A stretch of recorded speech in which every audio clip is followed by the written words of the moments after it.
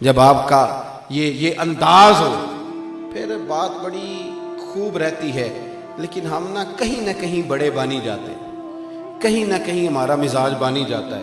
میں آپ کو بڑی ذمہ داری سے عرض کرتا ہوں، علم کا فقدان کیوں آیا؟ کیوں لوگوں کو ضروری مسائل کا بھی پتہ نہیں؟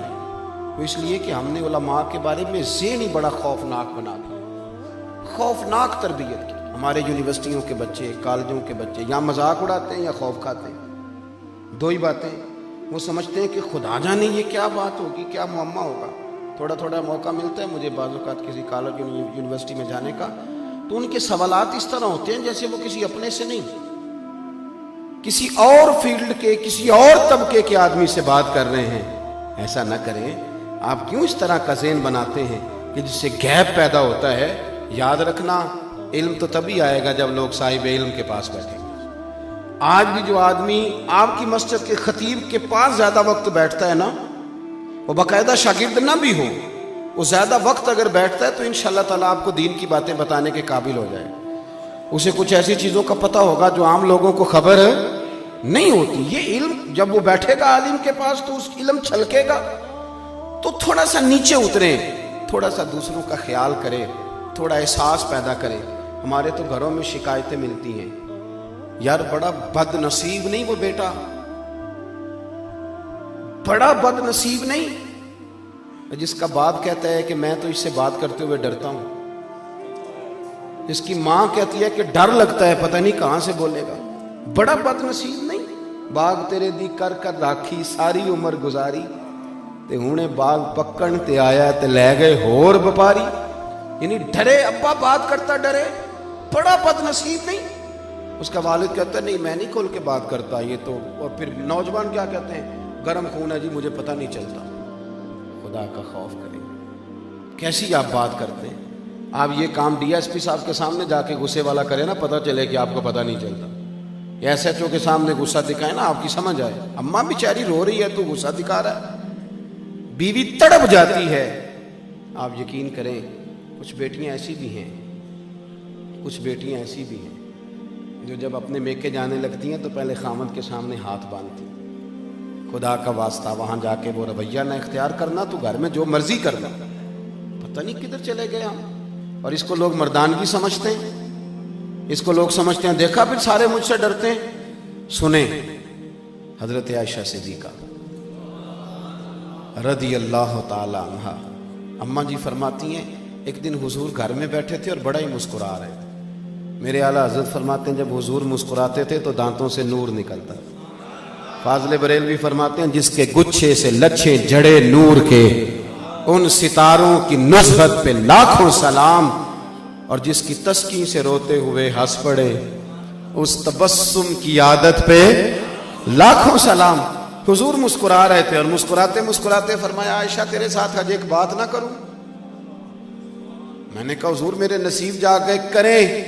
تو حضور فرمانے لگے جب تم ناراض ہوتی ہو تب بھی مجھے پتہ چل جاتا ہے، اور جب مجھ سے راضی ہوتی ہو تو تب بھی مجھے پتہ چل جاتا ہے۔ تو جناب عائشہ عرض کرتی ہوں حضور مجھے میری ماں روئے میں آپ سے ناراض ہوں گی؟ فرمایا سن تو لینا، ہو جاتا ہے جب کبھی کسی اور اہلیہ کے پاس وقت گزارتا ہوں تو تیرے دل میں بات آتی ہے، پر سن تو صحیح نا۔ حضرت عائشہ کہتی ہیں میں نے کہا حضور سنائیں بتائیں، میں اور آپ سے ناراض؟ تو سرکار فرمانے لگے کبھی کبھی قسم اٹھاتی ہو؟ حضور اٹھاتی ہوں۔ فرمایا جب ہوتی ہو نا ناراض تو کہتی ہو مجھے حضرت ابراہیم کے رب کی قسم، اور جب راضی ہوتی ہو تو پھر کہتی ہو محمد مصطفیٰ کی قسم۔ اب مجھے سمجھ آ جاتی ہے کہ آج راضی ہے، آج ناراض ہے۔ جناب عائشہ کہتی ہے میں لبوں سے ہنس رہی تھی پر میری آنکھوں میں آنسو، اور میں نے کہا یا رسول اللہ اتنا خیال کرتے ہو؟ یہاں تک آپ خیال فرماتے ہیں، یہاں تک کہ کوئی بول کیا رہا، بات کیا کر رہا ہے؟ یہاں تو یقین کریں کوئی پورا رونا رو جاتا ہے تو لوگ کہتے ہیں یہ فنکار ہے، یہ اداکار ہے، پورا رونا رو کے چلا جاتا ہے، وہ پوری داستان سنائی اس نے اپنے دکھڑے کی، اور کہنے والے کہہ گئے نہیں جی نہیں چھوڑیں یہ خدا اور ہے یقین کرنے کا، آپ تو بولے بادشاہ ہیں۔ خدا تھوڑا اپنا لیول نیچے لائیں۔ ایک دوست نے ایک دفعہ کویسچن کیا، یونیورسٹی سے متعلقہ آدمی تھے، کہنے لگے سوال دل میں آتا ہے تو ڈرتے ہوئے نہیں کرتا۔ کہ کوئی بے ادبی نہ کہہ دے. میں نے کہا آپ کریں, ممکن ہے میرے پاس جواب ہو, نہ ہوا تو میں کسی بزرگ سے پوچھ کے بتا دوں گا. وہ کہنے لگے جی کسی لبرل آدمی نے میرے ذہن میں یہ بات ڈال دی ہے کہ نبی پاک علیہ السلام کے زمانے میں غلامی ختم کیوں نہیں ہوئی. حضور ایک حکم جاری کر دیتے آج کے بعد کوئی غلام نہیں بکے گا, لیکن غلام بکتے رہے. حضرت مولا علی کے زمانے تک بکتے رہے, بعد میں بڑی دیر کے بعد جا کے سسٹم ختم ہوا. وہ میں نے کہا یار یہ تو آسان سا سوال تھا, بلا وجہ الجھ گئے آپ. میری بات پہ توجہ ہے آپ حضرات کی؟ نے کہا جی وہ کیوں؟ میں نے کہا دیکھیں سرکار نے نا غلامی کا سٹیٹس بدل کے رکھ دیا.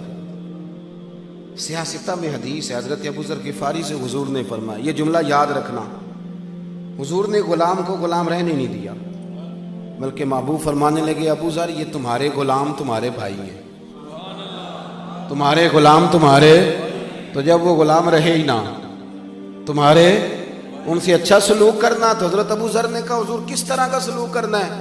تو حضور فرمانے لگے جس طرح کا خود کھانا اسی طرح کا انہیں بھی کھلانا, جس طرح کا خود پہننا اس طرح کا انہیں بھی پہنانا. اور فرمایا ان کی طاقت سے زیادہ انہیں کام نہ بتانا, اور اگر کبھی ایسا کام بتا لو تو پھر اس کام میں ان کی مدد بھی کرنا.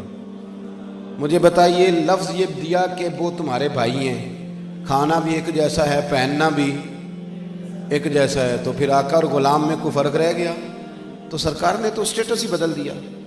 ہمارے ہاں آج بھی لفظ بولا جاتا ہے کہ یہ 2 روٹیاں ڈرائیور کو بھی دے آؤ, بڑے مہذب طبقے میں, اور جو بڑی بات کر رہے ہوتے ہیں انسانی حقوق کی, بڑے بڑے لمبے لیکچر دے رہے ہوتے ہیں اور سیمینار ہو رہے ہوتے ہیں, اور جناب وہ کہہ رہے ہوتے ہیں کہ جناب میں نے ویلفیئر ایسوسیشن بنائی ہوئی ہے اور کئی ملکوں میں میرا کام ہے.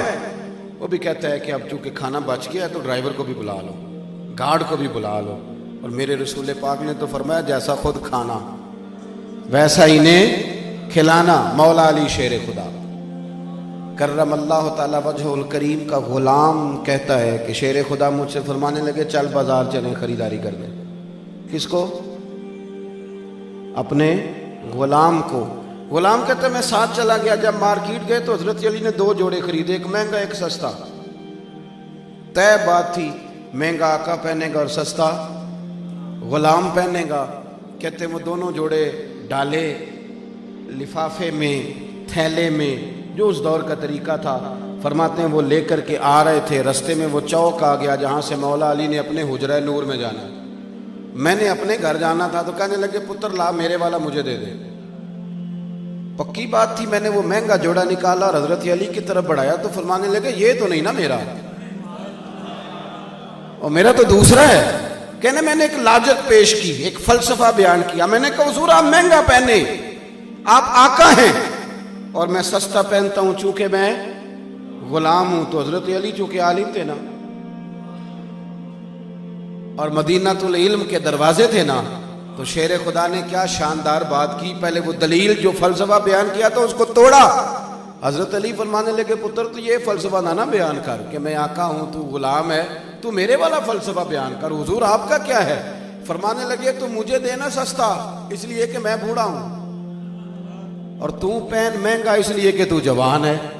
وہ شخص کہتا ہے جوڑا تو مجھے مہنگا دے گئے, وہ چلے تو گئے, لیکن ساری زندگی اس بات کی روشنی نے مجھے مزے میں رکھا, اس کی لذت میں اپنے دل میں محسوس کرتا رہا. تھوڑی تھوڑی مہربانی فرمائیں. یہ جو چیزیں تیزی سے آ گئی ہیں ہمارے اندر, تیزی سے اس کو بھگائیں. لالچ بھی ایک میل ہے. اگر آپ کو لگ جاتا ہے نا کہ اتنی دیہڑی روز لگانی ہے تو پھر آپ کو بے سکون کر دے گا یہ کام. اور حضور نے فرمایا قناعت میں عزت ہے اور لالچ میں ذلت ہے. پھر آپ بے سکون رہیں گے. وجہ یہ ہوگی کہ وہ اندر چونکہ عادت پڑ گئی ہے کہ اتنے 1000 روز آنا چاہیے, آج وہ نہیں آیا تو وہ تکلیف دے رہا ہے. تو بجائے اس کے کہ ہم خارجی چیزوں پر بہت زیادہ توجہ رکھیں, کچھ تھوڑا اندر پر بھی خیال فرمائیں. اقبال کہنے لگے اپنے من میں ڈوب کر پا جا سراغ زندگی, تو اگر میرا نہیں بنتا نہ بن, چل اپنا تو بن, اپنا تو بن, اپنے اوپر ہی مہربانی کر. تو قرآن مجید نے ہمیں کہا کہ محبوب تلاوت کریں گے اور تمہاری باطن کی ساری بیماریاں دور فرما دیں گے. دعا یہ ہے کہ اللہ نہ ہمیں کسی بھی طریقے محبوب کے قدموں تک پہنچائے، اور ہم جو کہتے ہیں، جو جانتے ہیں، جو سنتے ہیں، جو پڑھتے ہیں، اللہ اس پر ہمارے لیے عمل کا رستہ آسان فرما دے، اور وہ رستے اللہ کریم ہمارے لیے واضح فرمائے جن سے ہم عمل کر سکیں۔ جیسا کہ میں نے عرض کیا تھا کہ بس معاملات ایسے ہی رہتے ہیں، کچھ باتیں آپ کی خدمت میں عرض کر دیں۔